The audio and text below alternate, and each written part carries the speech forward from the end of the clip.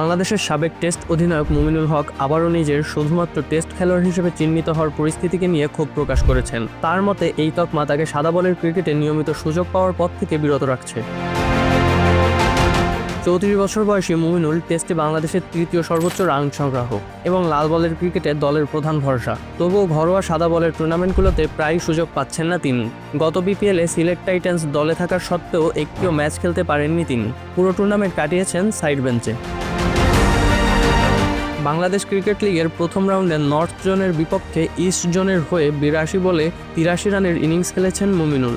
Match শেষে সাংবাদিকদের সঙ্গে আলাপকালে তিনি প্রশ্ন তোলেন, কেন দীর্ঘ ফরম্যাটের জন্য টেস্ট ক্রিকেটার মনে হওয়া খেলোয়াড়দেরও সাদা বলের ক্রিকেটে সুযোগ দেওয়া হচ্ছে না। মুমিনুল সতর্ক করে বলেন, এই পরিস্থিতি তরুণ ক্রিকেটারদের উপর নেতিবাচক প্রভাব ফেলবে। তারা দেখবে যে সাদমান ইসলাম বা মুমিনুলের মতন কেউ টেস্ট খেললেও সাদা বলে খেলার সুযোগ পাচ্ছেন না। এতে তারা টেস্ট ক্রিকেটার হওয়ার স্বপ্নই ছেড়ে দিতে পারে। শেষে মুমিনুল বলেন, যদি এই পরিস্থিতি চলতে থাকে ভবিষ্যৎ প্রজন্মের খেলোয়াড়রা মনে করবে টেস্ট খেলোয়াড় হওয়ায় কোনো লাভ নেই। পারফরম্যান্সের ভিত্তিতেই দল নির্ধারিত হওয়া উচিত, কেবল ফরম্যাটের উপর নয়।